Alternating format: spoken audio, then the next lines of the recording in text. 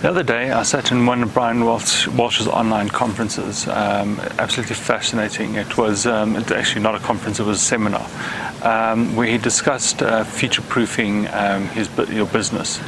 It was absolutely fascinating with the different concepts he came up with, the different things he discussed. A lot of it is self-explanatory. A lot of it you would all know, but do we actually action on it? Just as a side, that Brian Walsh has actually got a new conference coming up. It's actually a summit this weekend called the Real Connection Online Summit. It's from the 3rd to the 5th, and they've got huge amounts of speakers from all over the world. I mean, they come from countries like United States, South Africa, Germany, United Kingdom, Australia, Lithuania, New Zealand, and so on and so forth. The people like John Demartini that will be there, Selekane, Brandon Bays, Robin Banks, Justin Cohen, JT Fox. There's just so many people talking about different aspects that they're actually that they're experts on, and they experts that they've got to such a level that they can actually speak about it from a big perspective, a leadership perspective.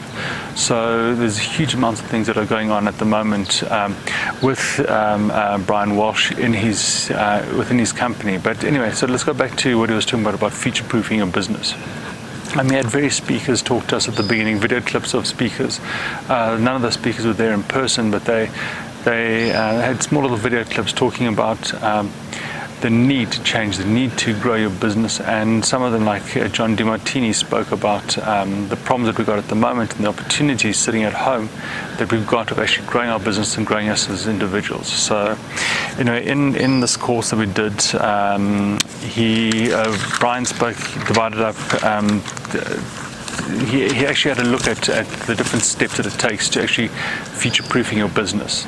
And divide that up into 7 steps now. And actually, if you want to find out more about the 7 steps, you go into Brian Walsh's website, and you can actually join up on these different courses and watch these courses. There are links below to see how you can actually become part of these kind of things. But it's fascinating, especially in this period where we're not doing anything. It's great to actually get down and study up on how we can grow in business and develop our own businesses, and how we can actually use this time spent at home productively.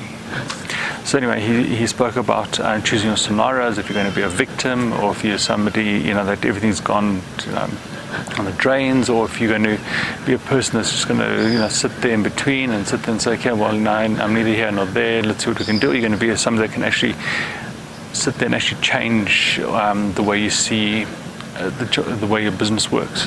Some people actually make huge money out of this period of time. Others, majority of us, will find different ways of growing our business, and then some of us will just give up and say that there's no chance of doing anything. Which one do you want to be? You got to select that yourself. Then he spoke about working remotely, about what kind of apps you can use. He spoke about the culture that you're going to have in your business that allows you to work from home, and finally processes that make it work. So if you're a micromanager, will you be able to work from home? Will you be able to work where your staff are sitting at home working? Do you trust them? Do you believe in them? I don't think so, but it's up to you to have a look at your business and see if there is actually a possibility for people in your business to work remotely. From my side, the majority of my business can actually be done working remotely, and every now and again it's great to get together. Also, the human interaction is great, but it is possible to work remotely. He spoke about alternative sources of revenue, so looking for different ways to make more money out of your business. How can you take your business to another level? To other things like what kind of extra money that can you bring in? So especially if you're an employee. So it's not specifically in your business. If you're an employee and you're sitting there and you're sitting at home, how can I make extra $1,000 or extra $1,000, extra $2,000? What can I do to do that? How can you take your business how can you actually create that second business, second stream of income? But then on your business side, how can you look at what you're currently delivering your business, what your current offer is, and actually add a second line or a third offering to your business? You're talking about add value, charge more. How do you charge for online work? How do you charge for online business? What value do you create for yourself? He spoke about putting yourself first. So does your business, if you're looking at your business, does your business reflect you? Do you get up in the morning excited to go to business, decide to go to work and actually want to develop your business? Does it actually reflect you? Because if you put yourself first to say, this is what I want to do, it doesn't matter what your client comes to you at dealt with, you will be able to find a solution, be able to work through it because you're enthusiastic about your business. Then as he always talks about this, focus on profit. Everybody tells us you they want to make more money, but they're not making bigger profits. Focus on your profit. And then finally building a strategy through all of this that actually works within your business. So like watching guys like Brian, this is an example of something that you can follow, something that you can learn from, something that you can grow with, that you can sit there and say, okay, Brian, I want to actually get you to develop my business strategy. With Brian, you get links to other people. So if you want to follow John Demartini, you can follow John Demartini. He's actually got a program going on Facebook, the links below, where you can actually follow up on positive signs around the COVID virus, in the sense that the virus is terrible, but what can you do sitting at home without the virus? What can you do to grow yourself?